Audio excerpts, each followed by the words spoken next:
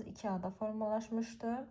Bunlar Tovuzda Əsrik çay və Zəyəm çay, digəri isə Sədərək qalxmasında və Dərələyəz silsiləsində idi.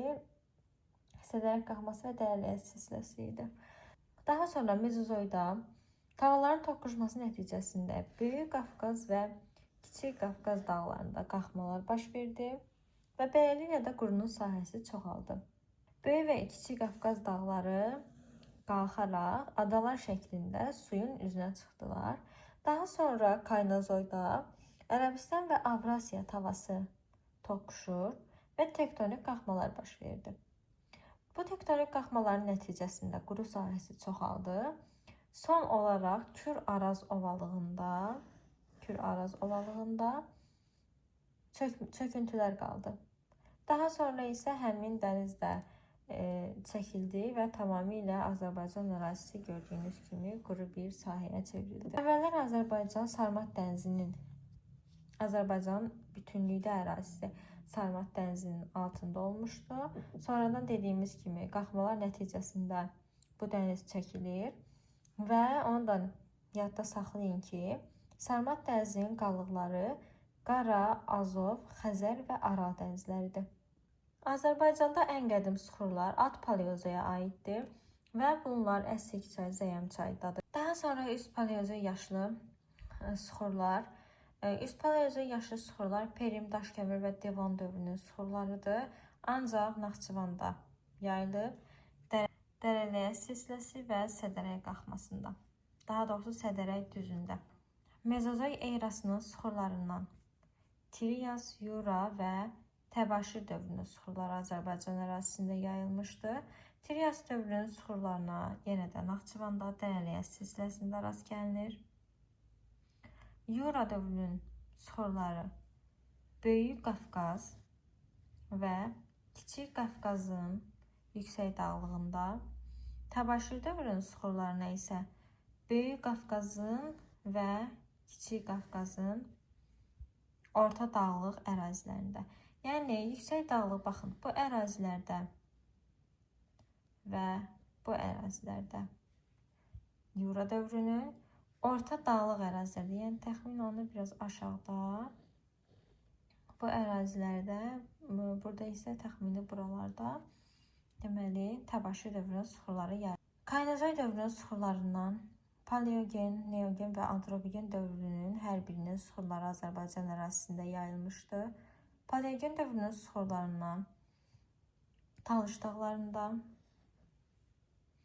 Naxçıvanın yüksək dağlıq ərazilərində rast gəlinir və onu da qeyd edeyim ki, ən çox Talış dağlarında yayılıb Paleogen dövrünün süxurları. Daha sonra Böyük Qafqazın cənub-şərq hissəsində, yəni bu hissədə, Şahdağ silsiləsində, Qarabağ vulkanik yaylasında, Goranboy rayonunda rast gəlinir. Neogen dövrünün süxurlarına Ceyrançöl Acınohurda, Qusar Mayli düzənliyində, Qobustan Abşeronda, Talış dağlarında, cənub-şərqi Şirvan düzündə, Pirallaha adasında, Çilov adasında, Naxçıvanda və Qarabağ vulkanik yaylasında rast gəlinir. Antropogen, yəni 4-cü dövrün süxurlarına Qusar Mayli düzənliyində, Şollar düzündə, Abşeron yarımadasında, Kür-Araz ovalığının böyük bir hissəsi 4-cü dövr süxurlarıdır. Daha sonra Gəncə Qazax düzündə, Arazboyu düzənliklərdə, Lənkəran ovalığında, Qanıxəyli çay düzündə, Naxçıvanda, ümumilikdə Naxçıvanda və vulkanik yaylada rast gəlinir. Və bir şeyi də nəzərinizə çatdırım ki, biz Mezozoy dövründə qeyd elədik ki, Böyük Qafqazın və Kiçik Qafqazın yüksək dağlıq ərazilərində Yura dövrünün süxurları yayılıb. Yəni, Yura Təbaşirə nisbətən qədimdir. Yəni, yüksək dağlıq ərazilərdə qədim süxurlar yayılır. Təbaşir dövrünün süxurları isə orta dağlıq ərazilərdədir. Böyük Qafqazda da, Kiçik Qafqazda da, Orta Dağlıq ərazilərdədir. Amma burada vulkanik yaylada belə deyil. Yəni buradan belə nəticə çıxarırıq ki, Böyük Qafqaz və Kiçik Qafqazın bax bu hissəsində və Böyük Qafqazda ümumiyyətlə yüksəyə doğru qalxdıqca suxurların yaşı artır. Amma vulkanik yaylada bu tərsinədir. Suxurların inversiyası baş verir.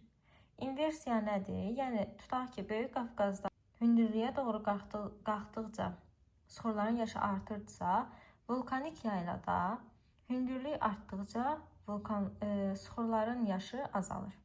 Yəni vulkanik yaylada hündürlüyə qalxdıqca suxurların yaşı azalır. Bu da tərs mütənasibdir.